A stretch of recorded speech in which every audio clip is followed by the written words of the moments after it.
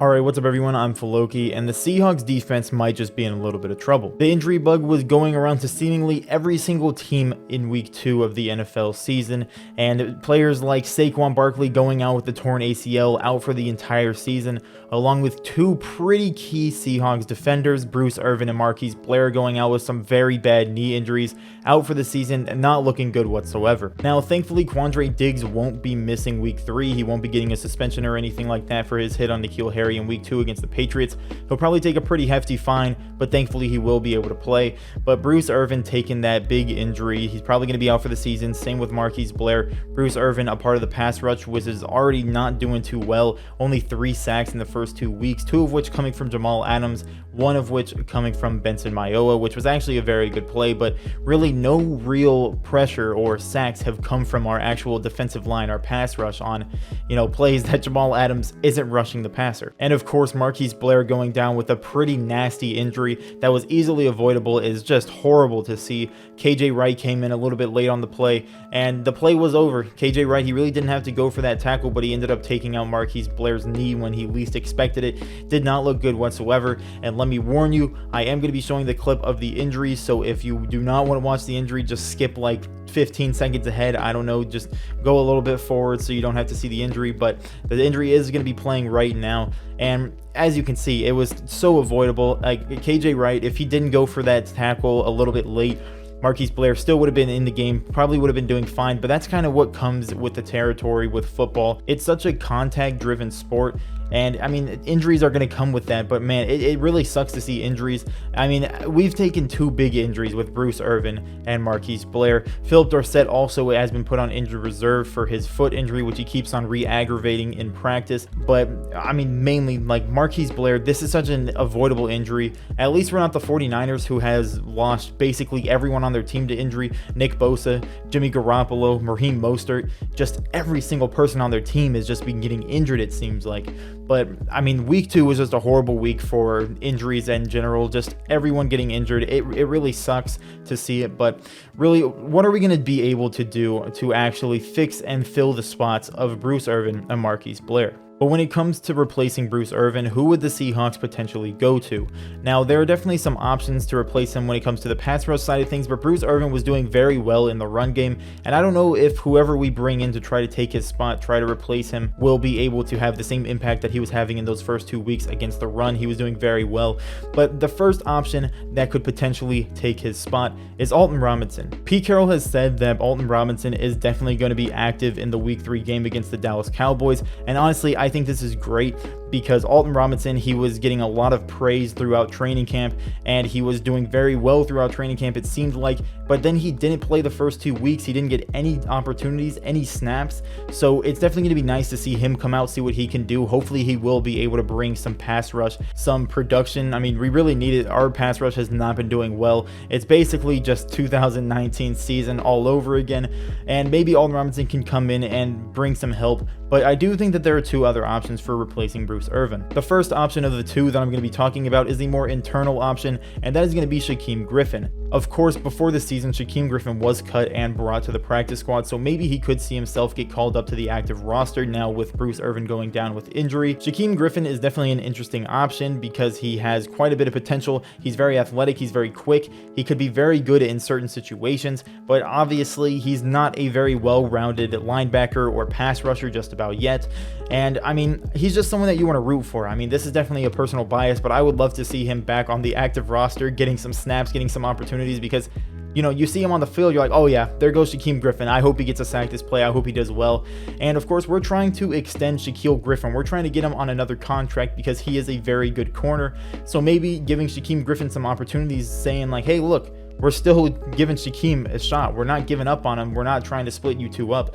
Might just incentivize him to sign back with the Seahawks. And the second option of the 2 that I've seen get pretty popular once again is bringing in Clay Matthews. Now, of course, Clay Matthews was one of the guys that we had to kind of decide between when it came to Everson Griffin or Clay Matthews. I made a video on it. I said Everson Griffin should be who we try to sign. Of course, he went to the Cowboys, so Clay Matthews really is the only pass rusher in free agency left. Maybe we could pick him up, Yeah, I think he had 8 sacks last season, so he wouldn't be a horrible option to come in, potentially get some pass rush production for us. Really, we don't know what the Seahawks are going to do. Alton Robinson playing in week 3 will definitely be a good start. Shaquem Griffin being brought in could be a pretty interesting option, and Clay Matthews is definitely a very good player. He's an old veteran. Maybe he's got another year in the tank where he could come in, bring some veteran presence, and do well, bring some production to the pass rush as well. Honestly, I haven't seen any rumors of the Seahawks planning on doing anything except for allowing Alton Robinson to play week 3, so I don't know if they're planning on getting Clay Matthews. I don't know if they're bringing him in. I don't know if they're planning on bringing Shaquem Griffin up. I don't know what they're going to do to replace Bruce Irvin. Alton Robinson seems to be their first step taken, and I haven't heard anything other than that yet. But now let's move on to Marquise Blair. Now, Marquise Blair, of course, going down with an injury is so devastating because he was a highlight of the training camp. People were so excited about how well he was doing converting to that nickel corner role, and he honestly was playing pretty well the first 2 weeks of the season. When he came in, he was doing very good, and it was nice to see. And of course, that injury was so preventable. It is sad to see him go down, but something good that came out of that week 2 game was Ugo Amadi coming in and playing out of his mind. Now, I'm not exactly sure if Ugo Amadi would be able to play Marquise Blair's nickel corner role, but Ugo Amadi came in last game and played very well. He was making very good plays, and honestly, it was great to see. He didn't really get too many opportunities in his rookie year, no real preseason to get himself prepared. He came in when he was needed most, made plays, made the most of his opportunities, and honestly, it was a great thing to see. He did very well, and I'm very hopeful that he can, do well, replace Marquise Blair. Hopefully, if they fit the same role, I'm not exactly sure about that situation, but Marquise Blair went down, Ugo Amadi came in, did amazing. I was really proud of him, and honestly, I think that our replacement for Marquise Blair might just be right there. But overall, when it comes down to it, there's really no way to know what's going to happen in an NFL season. There's just so many injuries that can happen, so many different things that can go wrong. Like, look at the 49ers. Their whole team is basically just injured, and it is not fun to see, especially as a fan of the NFL, because, the 49ers, they're a really good team. They've just been dealing with some very key injuries, so it's going to negatively affect them, and it's going to negatively affect the league, and it sucks to see. And of course, Bruce Irvin, he was definitely a pretty interesting addition to the team.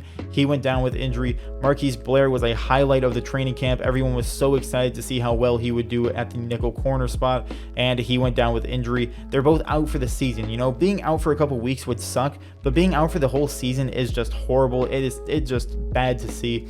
And hopefully Ugo Amadi can come in for Marquise Blair, do well. Hopefully we can get somebody to come in for Bruce Irvin, help in the pass rush. Alton Robinson, I have high hopes for him. He was yet another player who had a lot of hype coming out of the training camp, and I mean, if he can live up to that hype, if he can actually be doing as well as they said he was doing in the training camp, he might just be the kind of X factor for this Seahawks pass rush, because they have not started very well in this season. And Alton Robinson, if he can come in and do good, honestly, I would be all down.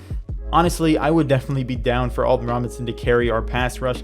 But of course, football is a very contact-driven sport, very contact-heavy, and injuries are going to happen. And it sucks. It sucks to see players get injured, but it's something that happens. Part of football is being ready for injuries and having players step up when their number is called. So we'll just have to see if Alton Robinson can step up. Will Ugo Amadi be able to continue to step up and do well in the spot of Marquise Blair with the extra opportunities that he's going to get? I mean, injuries suck, don't get me wrong, but it's something that happens. It's something that's inevitable. You're never going to have a season where a team stays completely healthy the entire time, so you have to plan for injuries to happen. You have to plan accordingly, got to plan ahead, and I mean, hopefully the Seahawks did. Ugo Amadi seemed to come in and do very well. I'm very happy about that, but our pass rush has not been good. Even with Bruce Irvin, it wasn't doing good. Bruce Irvin made great plays when it came to the run game, but he wasn't really making great plays when it came to the pass rush. No one was. So maybe Alton Robinson can come in. We might lose some of the run defense that Bruce Irvin was bringing, but hopefully Alton Robinson does well, helps in the pass rush, because we need it. We need some pass rush help. It's looking like 2019 all over again, but let me know in the comments what you think. Who do you think the Seahawks should bring in to fill Bruce Irvin's role? Ugo Amadi, I am very confident in him coming in, filling Marquise Blair's role. He played very well in week 2 with the opportunities he was given. So like I said, let me know down below in the comments what you think about this. Subscribe if you're new, like the video if you enjoyed, and with that, I'd like to thank you for watching. Have a great day.